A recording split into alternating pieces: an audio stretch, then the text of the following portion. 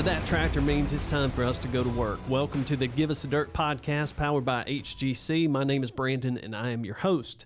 So one of the things I love about doing this podcast is the power that it has to bring people together. Since we started the podcast, we've had an opportunity to meet some incredible people I truly doubt we would have ever met without it. We get calls, we get emails and messages from across the country from people that are listening and enjoying hearing the stories of the men and women that make this industry great. Our amazing marketing team here at HGC just informed us last week that evidently we're a pretty big deal in Canada. Is that right, Jackson? We've got listeners in Australia, and rumor has it we are now trending in South America or South Africa. Brazil. So we're trending. Why is that? Let me tell you what it's not. It's not because of the host. We do know that. It's not my accent or my corny jokes. It's not our cool intro music or the tractor sound or our logo with the headphones on the dozer. That's not why people are listening to this podcast. I believe it's got way more to do with the authenticity of the stories. The men and women on this podcast, they are the real deal. They're authentic and they're relatable. Their stories are our stories. We share so many of the same beginnings, the same struggles, the same passions for the work and the people, the same concerns for our industry, and even some of the same successes.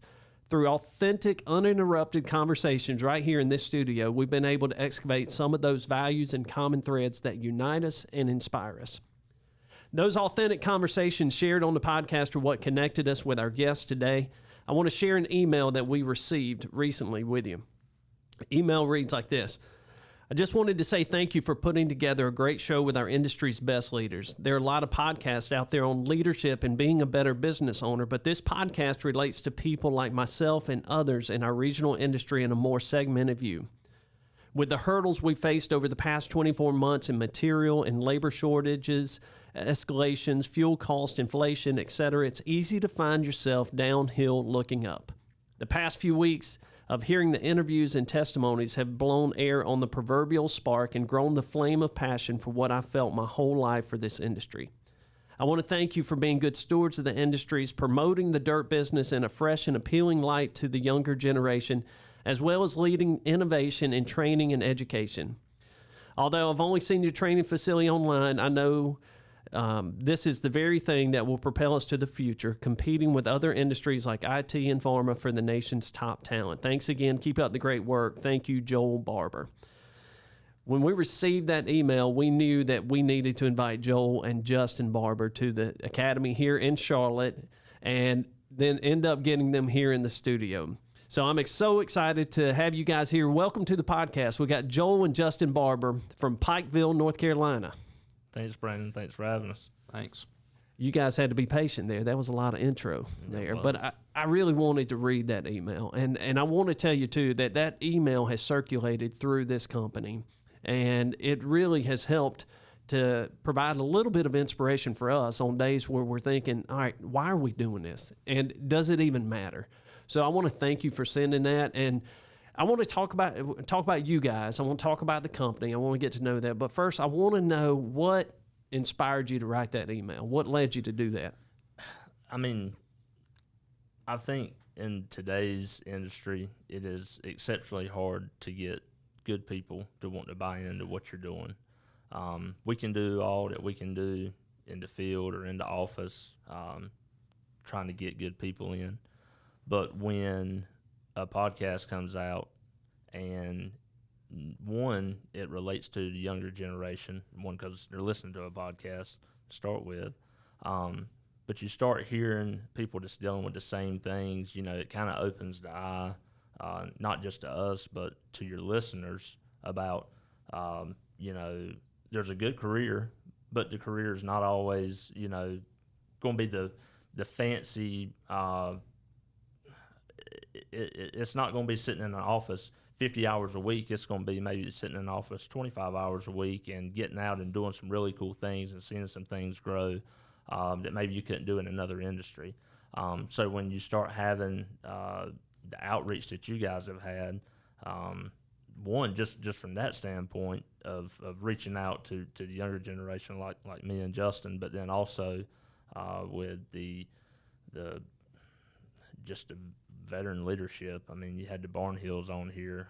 Kelly King was on here. You know, I mean, that's just two names to us. You know, that's big in the banking industry and the construction industry. So I think it hit a lot of different points, but more specifically, just that outreach that you guys are having, and then how it's going to affect not just our company, but companies to come for years, because HGC is doing something that is exciting and new and fresh, and it's not what the construction industry was 30 years ago. You know, now it's something that people can say, hey, this is for me, you know, and be 25 years old and know this is for me, and I can go do this, and I can end up like, you know, Lee Cooper, being in a position for 50 some odd years, you know, with the same company. You know, I mean, all of that is really strong, you know. Well, thank you for sharing that. And I love that you brought up those episodes, because those episodes, the intent behind that was there are people out there that love this work, that love being outside and being in the dirt and building things and operating heavy equipment. They love that. They're passionate about it. But for some reason, they don't see that as a good career, or they don't think that you can make a living doing that. And through these stories, I think we're starting to change that. I think people are starting to realize, man, I can run a company. And, you know, if I come in as a new person, I know you guys just shared a success story a little bit ago of someone that started as a concrete laborer and has gone through the ranks and is now one of your best foremen on the job.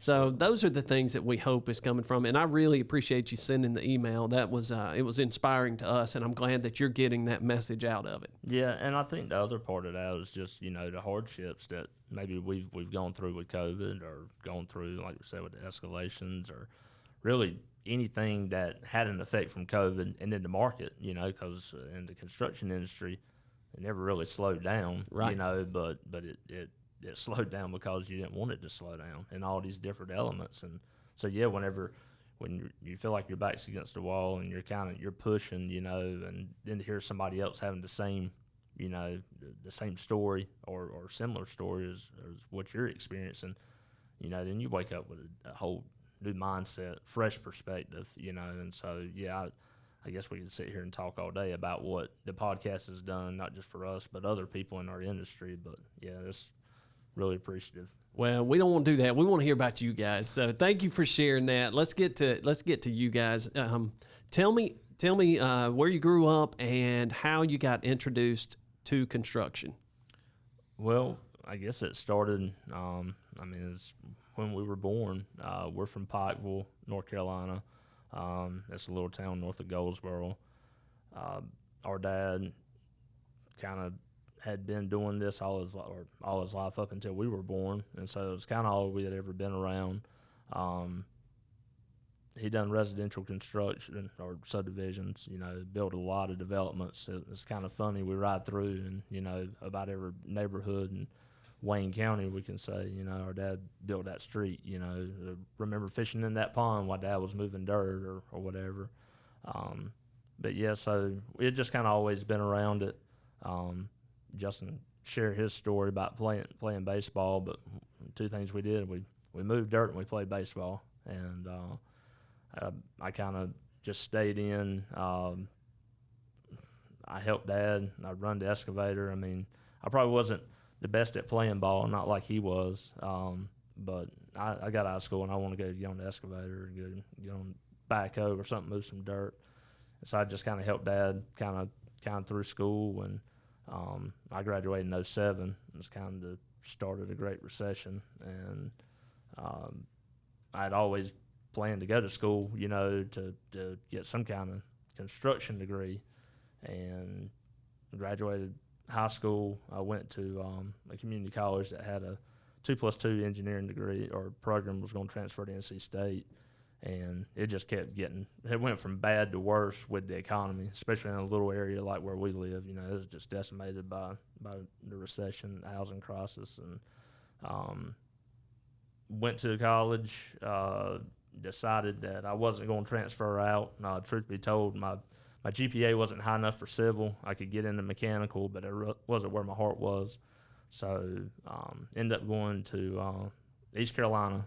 I went in as a construction management major in 2008, and there was no internships or nothing to be had. And I was starting to think, first time in my life, well, what am I going to do? From the time I was old enough to even know what a backhoe or excavator was, now all of a sudden, that's not going to be an industry for me. And ended up, I never took a construction management class. Went in as an accounting major and was an accounting major pretty much until my last semester or two. I changed course and done small business and entrepreneurship so I could graduate a little bit earlier. But at that time, we had started Barbour Brothers with Dad.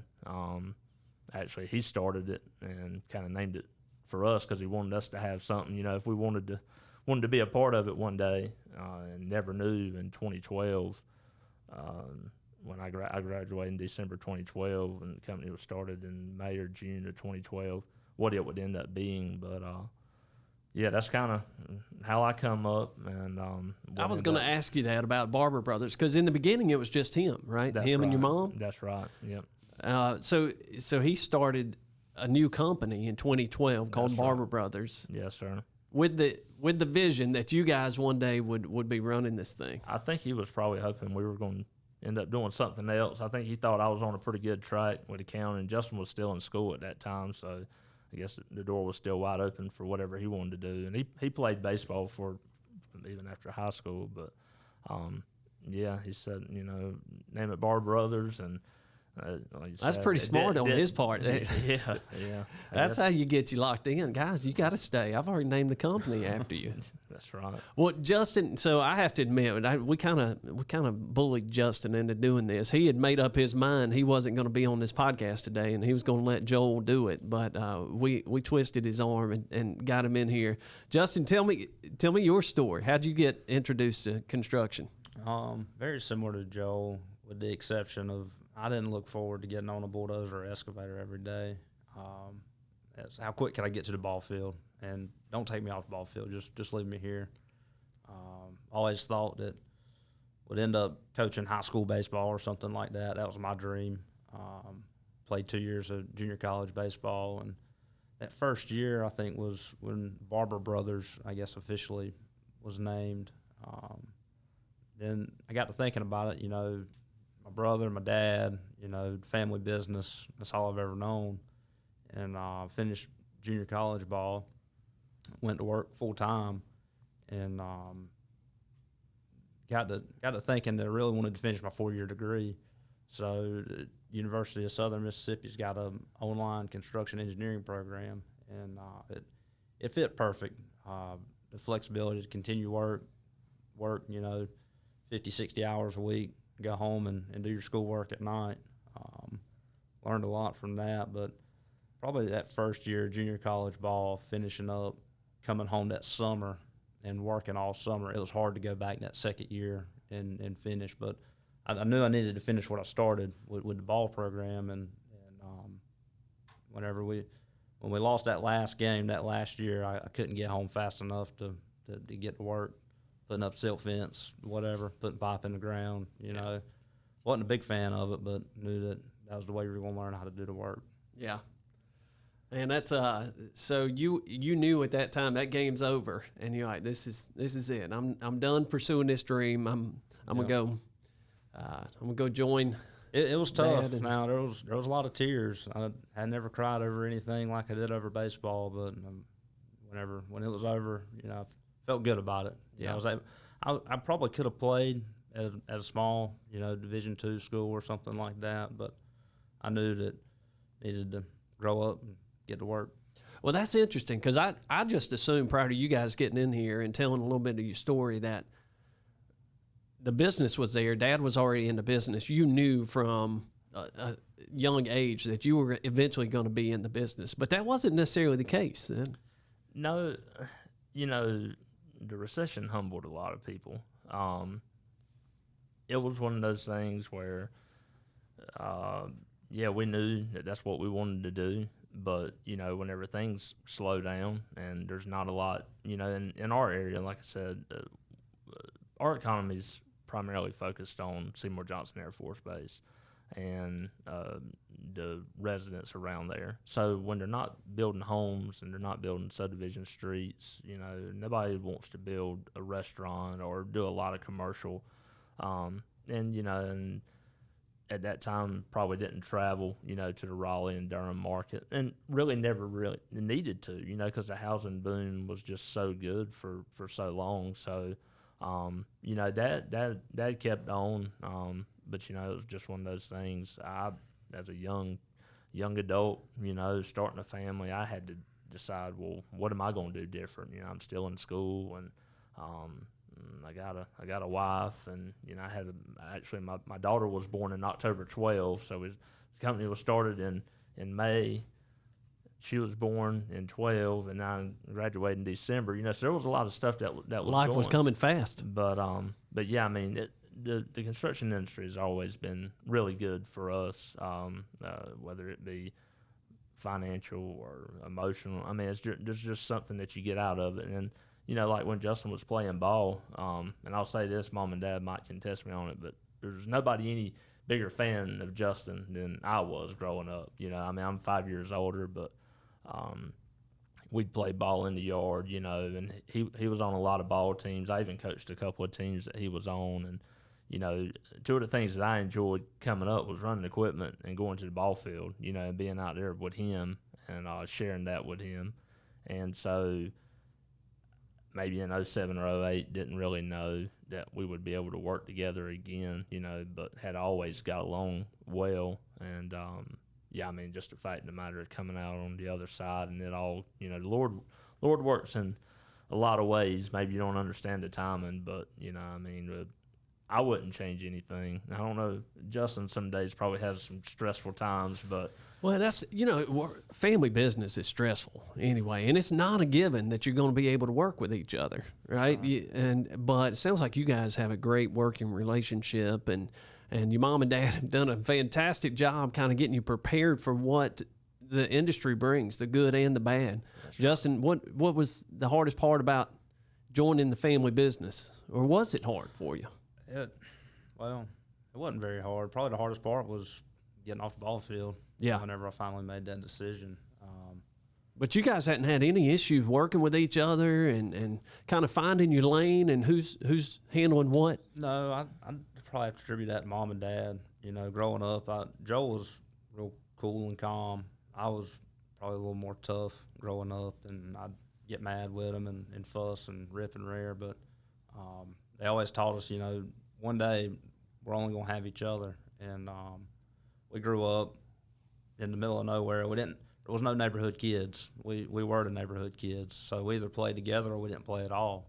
And, you know, I think we've been best friends for probably 28 years now. But Mom and Dad instilled that into us, that you got to be there for each other.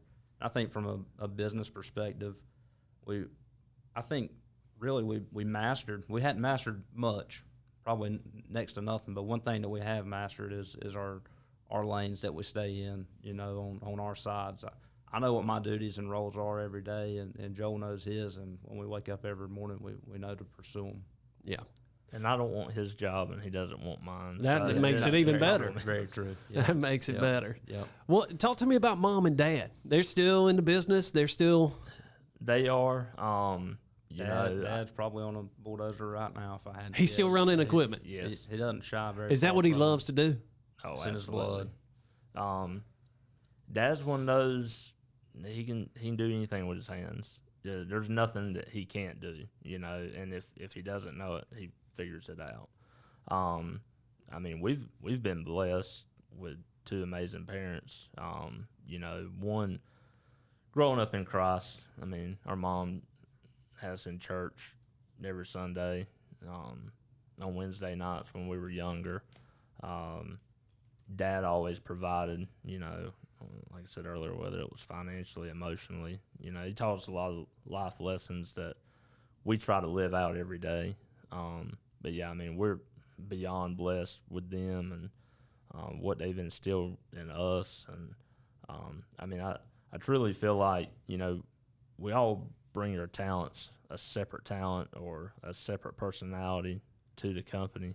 But that's what's made us successful. What we feel is successful. You know, we talked about it earlier, not just the head count or the revenue or the size projects, but you know, what are we doing and how are we doing it? So yeah, mom and dad still in it, still providing insight and guidance when we need them, and letting us do what we do when we don't. They get to do the parts they want to do now. Yeah, hang out with the grandbabies. Yeah. That's great. And let me ask you this, because you guys are, I mean, you're fairly young, 33, 28? Yes, sir. Is that right? That's right. How is that coming into a family-owned business and knowing that you've got people out there in the field that are much older and a lot more experience? Was that difficult trying to gain that trust and respect from the team? I think for me, definitely. Whenever I came out of school, you know, there was a lot of guys that was working there way before I, you know, came in full time. But that was a part of putting up silk fence, you know, doing the jobs people didn't want to do, and you got to earn that respect. And there's only one way to do it, and that's to get out there and outwork them. You know, show them that, hey, I can work harder than you can, and just kind of have that little competition, you know, in the company. I love that approach. That's it. And when it works, it's because you got out there and you showed them, I'm not asking you to do anything that I won't do myself. I'm willing to work just as hard or harder than anybody out here. And you spend some time not being the boss, but being a teammate and getting that trust and getting that respect from them. Was it the same for you, Joel? Well, I think it was a little bit different for me, just because maybe the position that I was in the office. Now, what is that? So what are the lanes? How do you guys split it up? Yes, I mean, my official title is Vice President of Administration, so I pretty much handle all the accounting, you know, HR, purchasing, bonding. I mean, there's a lot of stuff, a lot of hats probably can't even think about right now that I wear. Justin's definitely on the operations and the estimating project management side. But yeah, I mean, he's younger than I am anyways, but the way that we grew, you know, so I mean, you got to think when we started, I mean, we had a couple of guys, some guys that had worked with Dad prior, you know, that came back and worked with him. And so we had a few kind of starting out, and I was doing all the business end of it, the accounting and so forth. And I still got out and run equipment, you know, I mean, because I couldn't just sit in the office all day. You know, I'd get up, be at the office at 5:30, 6 o'clock, and get a couple hours in and go out to the field and work and help. So guys kind of saw me in a different role early on, you know, because I'd run equipment and do this and that. Justin, when he got out, I mean, he worked in the field, you know, I mean, for a year or more.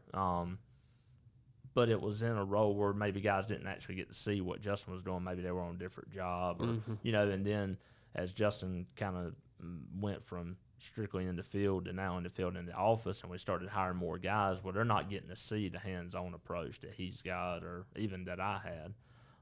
But it's kind of funny because we've got one that's been with us pretty much since the beginning, and he says sometimes the guys say, well, they ride the truck around or sit in the office or whatever, and he'll tell them, no, they can get out here and run the excavator or the bulldozer, and I always tell them I'd rather be on a piece of equipment than in the office anyways. Yeah. But, yeah, I mean, I think that's just kind of how it all kind of transpired and how we kind of fell, you know, into our lanes, and we keep the same capacity every day.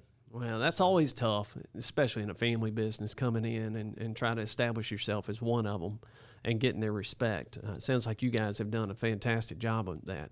Tell me about the company. What did the company look like in 2012 when you started, and what's it look like today? A lot different. So it started out, we're in Mom and Dad's sunroom with one computer. I mean, that was 2012, so it's not like it was that long ago, but we were doing all residential work, no commercial. I think the first maybe year or two was strictly all residential, and the market was starting to come back too. So there was a lot of opportunity out there on the residential side, and we just kind of kept in the residential. Dad had a lot of contacts and clients and people that he had worked for. You know, one of the things Dad never lost was his reputation and the person that he was. So, you know, I mean, we could talk about some of the big jobs today, you know, that Justin's estimated, but, you know, it really kind of started with what Dad brought to the table, you know, just for who he was and what people knew they were getting whenever they hired, you know, Barbour to go build a project for them. So yeah, we just kind of kept growing. I think maybe in 14 or 15, we'd done our first 14 done our first commercial job. And we kind of kept a good balance between residential and commercial, but I think it was maybe around 17 or 18.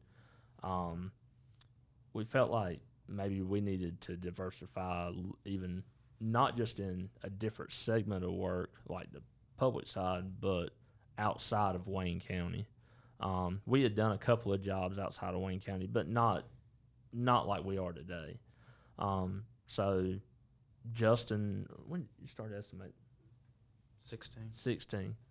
So he was making contacts and started bidding some work with some clients, and you know, they say, well, will you go here and will you go here, and we just kind of kept stepping out. But I think we quit doing residential work 100%, with the exception of building the streets, because at one time we would go in, we'd build a road, we'd rough grade for the lots.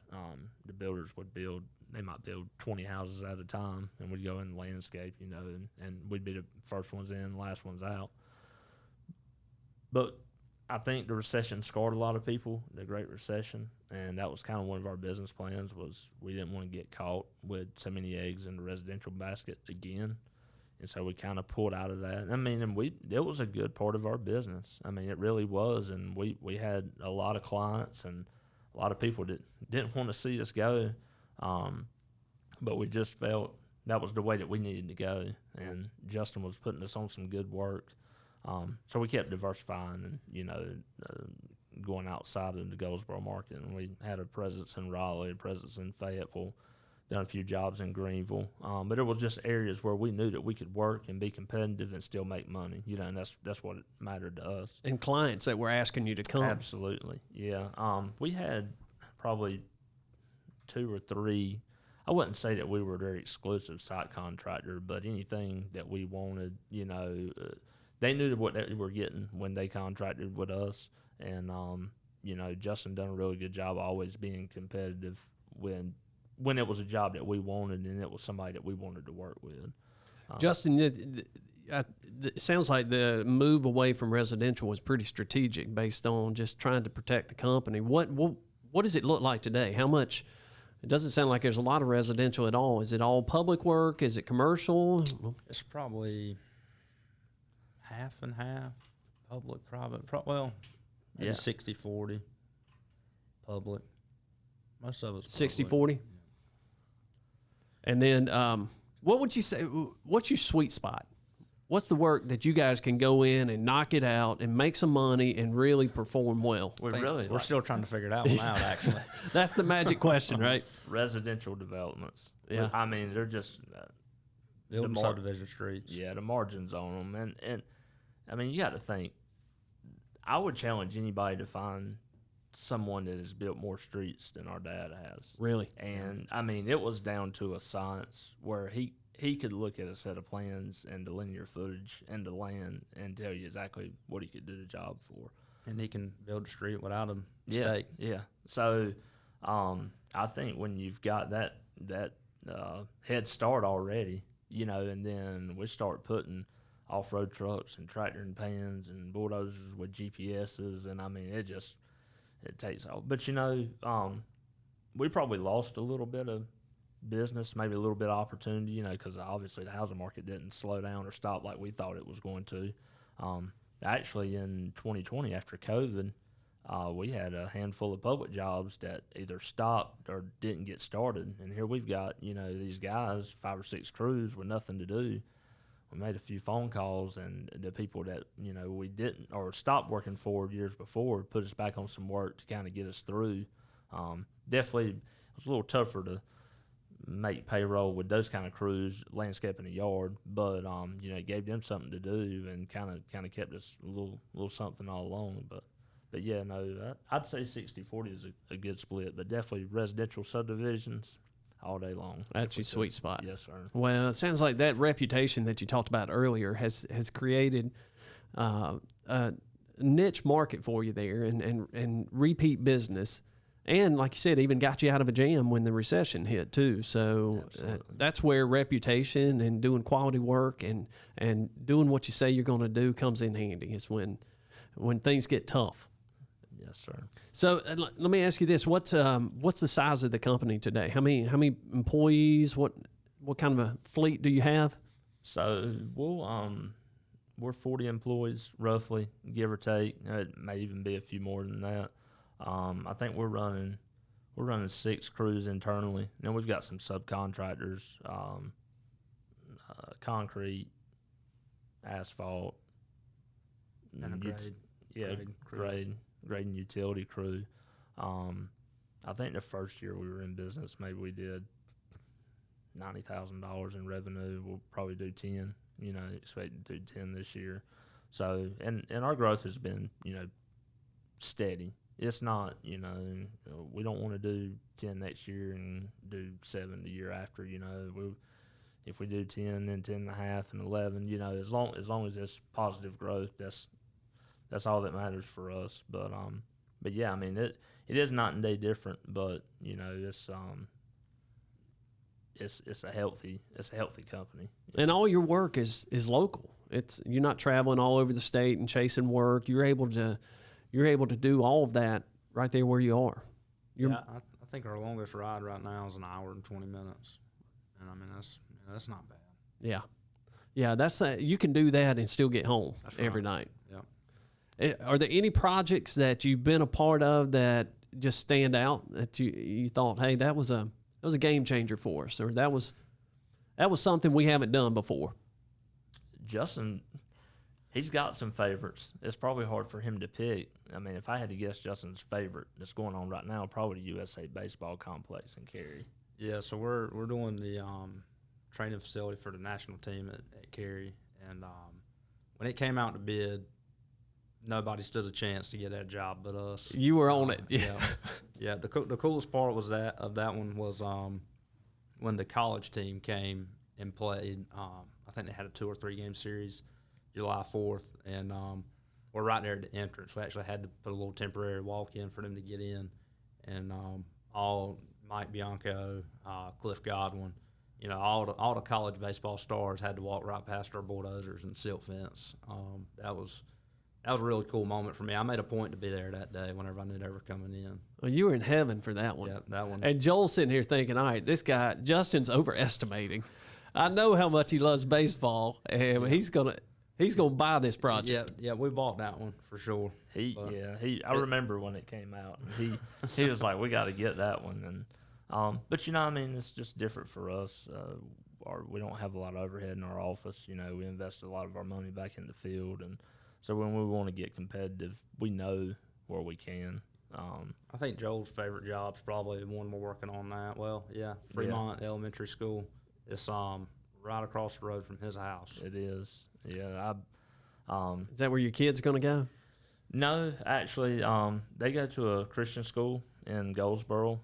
My daughter did go to Fremont, but we moved her to be with my son. He was in preschool at the time and kind of wanted them to be together.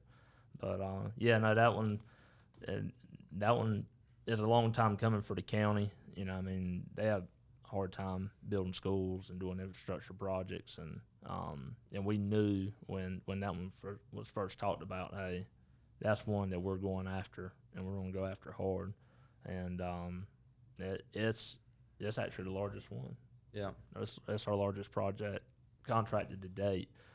So with it being, when I pull out of my driveway, I ride by it every morning, and when I come home, I ride by it, and with it being that close, and it was a good project for us. It had a lot of dirt, 80,000 yards of dirt. Well, what we call a lot of dirt, whenever it's flat, back in eastern North Carolina. But yeah, 80,000 yards of dirt, and I don't remember all the details on it, but it's a cool project. It had a 5-foot surcharge on the building pad. So you can get people calling as they were riding by and be like, why is the building pad so high? You know, what are they doing? And you have to explain to them, well, we're about to take it off. You know, it has to sit for an extended amount of time. But yeah, no, that's a good project. Those are two good projects. Those are really good. And some of those projects, you know, they may not be the one that you're going to be able to retire on, but they're good for the company, right? They get your name out there. They get the brand out there. They showcase what your capabilities are.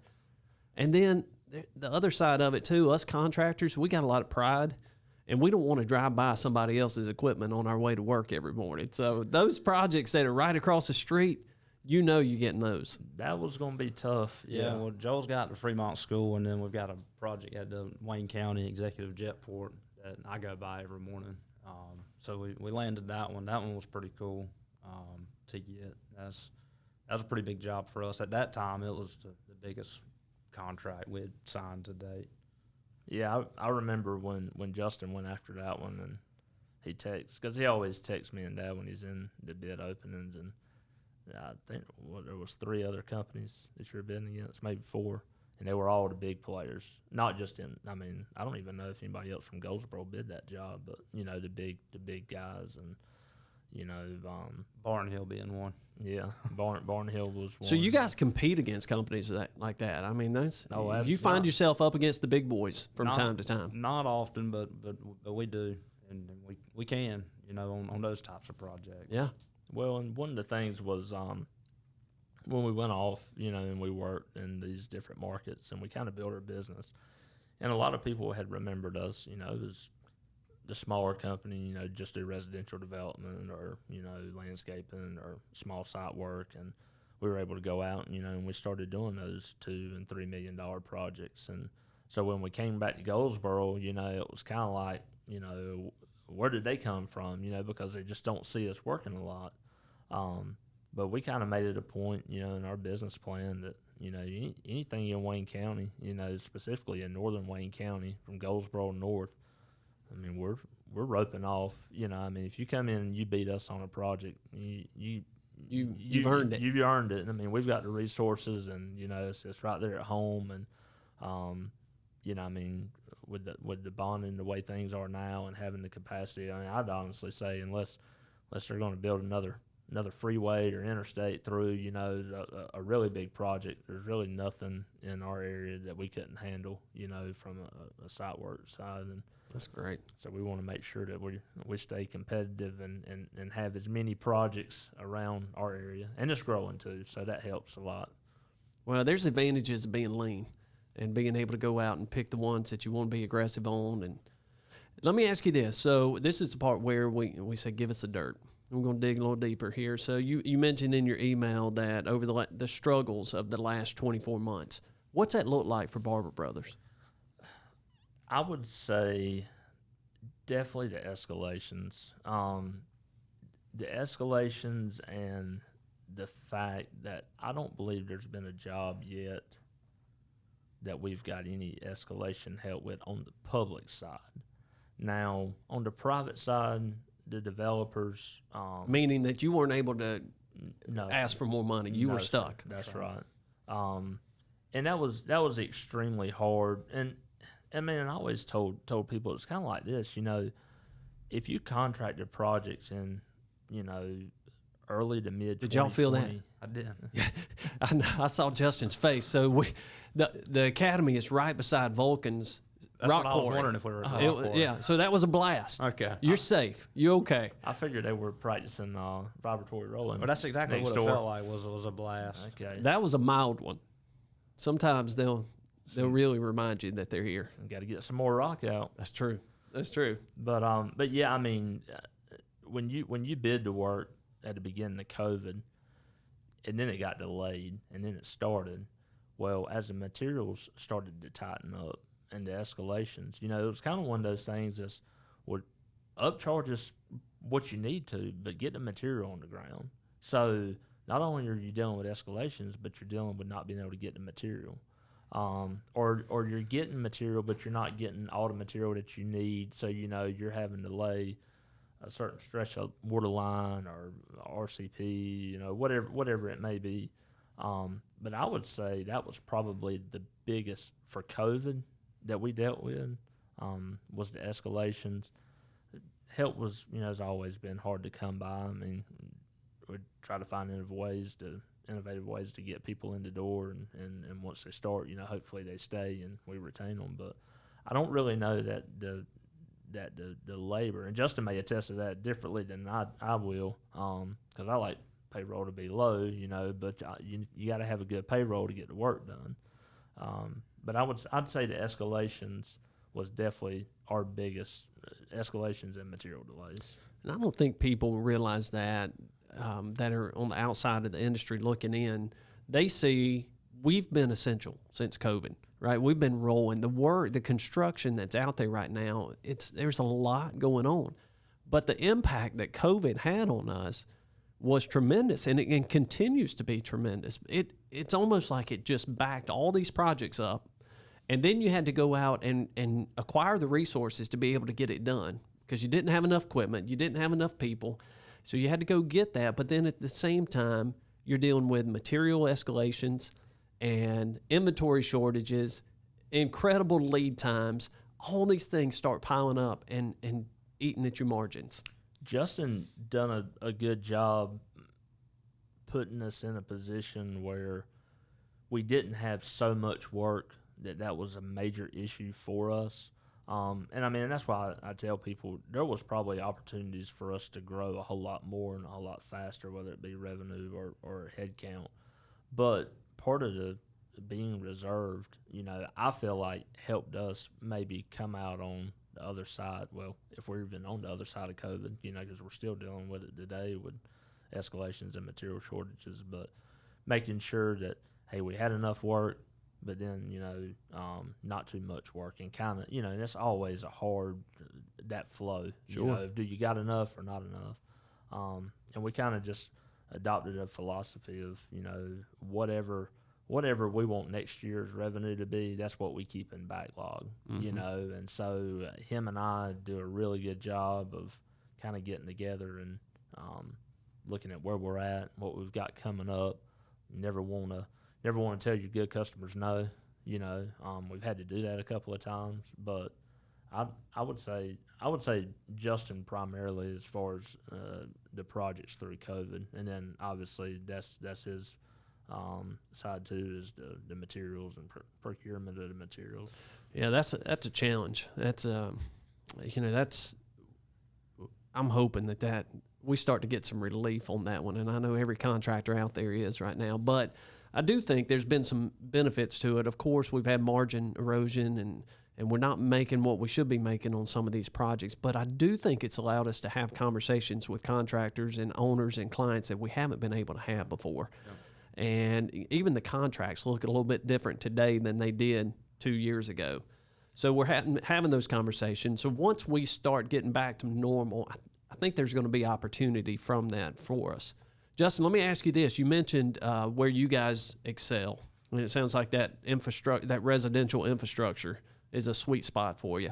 Are there areas where you guys struggle, or areas not struggle, areas where you want to get better? Really? Yeah, absolutely. I mean, all over the board, you want to get better. You never want to settle for what you've got. I think just the overall execution process as a whole, really, perfecting it every day. It'll never be perfect, but if you're not working towards perfect, what are you doing? But I would say just the overall execution of completing a job from beginning to end, trying to wipe out the downtime, the lost time, just pulling it together where it goes flawlessly. It probably never will, but if you're not trying to get to that point, you're going to end up going downhill. Yeah. And you sound like somebody that can see inefficiency as soon as you show up on a job site. Is that true? Yeah, it is. He'll call me your dad in a heartbeat, and just, I think it's a healthy thing because, you can take your frustrations out with people that share the same frustration and not take it out on the one that maybe is trying. Right. So. Yeah, Dad, Joel, and I, we do a good job of communicating and kind of being each other's punching bags every now and then. Just if you get so mad, somebody called, it's going to feel the same way you feel, but You know, if I'm real mad one day, Joe can calm me down, or if he's real mad, I can calm him down. You know, let's kind of bounce off each other and get back to what's productive. You know, what can we do to make this situation better? Yeah, as leaders, you can't project that on your team. They can't see right. that. That's right. That's why everybody gives us junk about having this golf simulator in here. But it's much better to go hit a few balls than to lose your mind over a bad call or a bad project, something going wrong. Go take a few swings and get that out, and then come back. Yeah. I think of all the things we've seen this morning. Yeah, the golf simulator is definitely a must.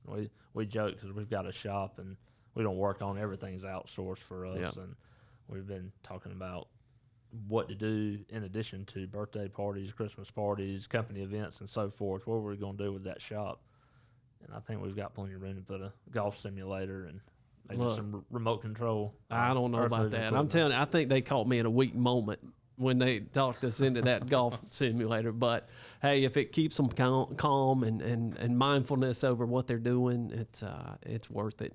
Absolutely. So let me ask you this: what does someone do on a Friday night in Pikeville, North Carolina? Well, our kids hang out at our parents' house. Mom picks the kids up every Friday. So if you don't have anything to do, you can go to her house and eat some pizza. That's Friday night. Yep, that's Friday night. I'm sure there's a football game around somewhere. We don't do much high school football where we're at. I don't know. There's really just work. I mean, with Mom having the kids, that gives me and Joel a chance to hang out at the office till after 7 o'clock most nights and not have to worry about where the kids are at. Yeah, we do a lot of brainstorming on Friday afternoons because mom and dad, they pick up the kids, which our kids all go to the same school now, so it's a one-stop shop for them. But yeah, spend Friday afternoon kind of digesting, the week and what we can do better. And That's that debrief. That's that. yeah. Sit down. What worked? What didn't? How do we get back after it on Monday? And sometimes, the plan changes from, we have our progress meetings on Friday mornings, and sometimes we'll have a plan in place and kind of look at the board again and make a change, and Justin will send an email out or text message and let the guys know, hey, this is what we've got going on. But it is an opportunity for us just to kind of recap the week, look at it from a different perspective. But I don't think we ever stopped working. I think that was one of the things. You guys, it sounds like you guys enjoy fishing. Absolutely. You go watch some football games. You're ECU Pirate, right? I figured Justin was going to say, well, Joe won't stay in town on Friday afternoons because he's gone. Because he's going to a football game somewhere. Or fishing. Going to, yeah. We've got a place in Beaufort, and it's a place to go and kind of just get away from it all. Yeah. I think you always need that place, whatever it may be, whether it is getting off to the football game for a Saturday. East Carolina, they're not the best team right now, but hopefully getting back you to won some this old glory weekend. days. Yeah. You won a close one Yeah. this weekend. Yeah. Memphis, right? I told him, I said, we scored with a minute to go, and I went to bed. I just knew the defense was going to hold. Next time I had 4 overtimes. Overtime. But that's sports, right? That's college football. As long as there's time on the board, there's opportunity to score. You do have to have things to get away and go do, and it's good that you're able to spend that time together and think about the business and brainstorm and have vision, but yeah, you also got to have time to reset your batteries. So talk to me about that vision. Let's kind of wrap things up for us here, but what is the vision for Barbour Brothers? I know you guys talked about you've got a business plan, you got a plan that you're working right now. What's it look like 5-10 years down the road? I think that we hold true to who we are and where we came from. I can't stress enough what our parents have instilled in us, but, our dad, everything that he's taught us and everything that we've learned from him and along the way. And, we talk about growth, and one thing that we say is, organic growth. We want to keep growing. If in 10 years the company looks like 500 employees, if organically we get there, we have to be strategic. There's probably some outside sources that we need to bring inside. There's probably some inside sources we need to move outside. But developing people that want to be with us, that have the same vision, have the integrity. And you know, hopefully if and when we ever reach a size that large, people can think about our company the same way that they've always thought about it, the same way they thought about, you know, our dad back in the 90s, you know, just maybe not going to be the fastest, maybe not going to be the strongest or the biggest, or maybe sometimes not even the cheapest, but that we're going to do whatever it is to get it done, and it's going to be a good finished product. And I think that you know, Justin in the field with those guys, you know, there's a lot of times that the jobs don't always go to best, you know, and there is times you got to go back 2 and 3 and 4 and 5 times, but you never stop. You never stop, and we want to be the ones that are remembered that way. And I think it'll carry us where we want to go, whether it be the people that work for us or the people that we work for. So, yeah, not a number figure or an employee head count, but just being who we are and what's made us successful, you know, to date, and hopefully carrying that out in time. That's a great formula. Justin, same? Same. Yeah. Yeah, it's hard to argue with that. I will tell you, just kind of in closing here, that, you know, we opened up this podcast talking about the thing that has united people and brought people together, and the thing that actually led you guys here, and that is the authenticity of the stories told. And I can't think of a more authentic story than the one you guys just shared with us today. And the fact that success for you too means holding true to what's made you successful so far, being true to who you are and what's made you successful so far. That's the most authentic story that you could ever tell. Yes. So if I'm mom and dad, what mom and dad's names? Craig and Angie. Craig and Angie. If I'm listening to this thing, I am so proud of you guys. I know they must be, and that's got to be fun to have the family together and running the business. And you guys are experiencing some success. Yes, like you're growing the team and you're getting some high-profile projects, and now you're looking at the things that'll help you become even better.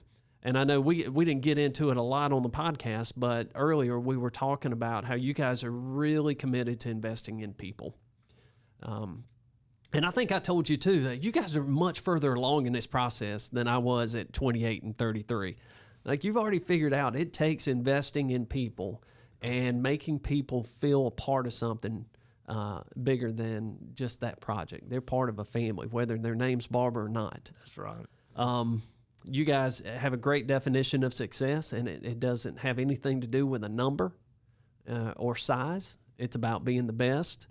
And I love your strategy on diversification. I think you guys have done a fantastic job of really identifying what you're good at and what helped round you out as a company and protects you. So hats off. I love this. This is a great story. Justin, man, thank you. That wasn't so bad, was it? I hung in there. You did hang in there. That's, I told you it would be painless. But, guys, I really appreciate you coming all the way from Pikeville to hang out with us here at the Academy.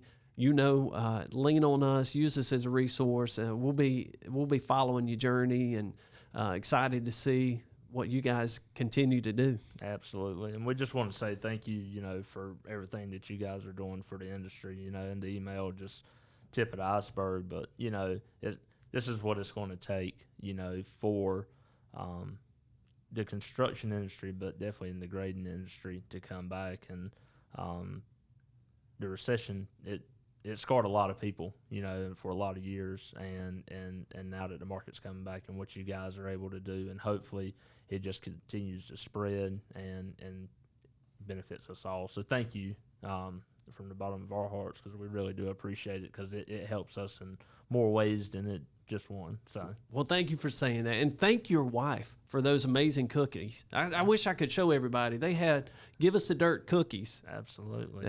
And she made those. She did. Yeah, she made them last night, and she said that my mom teach me not to go somewhere empty-handed.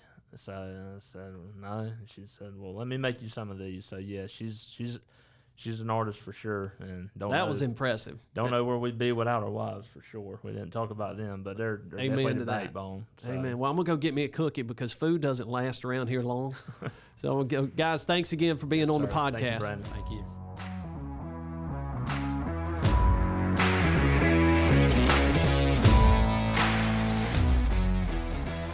Thank you for listening to this episode of Give Us the Dirt. Visit our website at giveusthedirtpodcast.com and subscribe to this podcast on Apple and Google so you never miss an episode.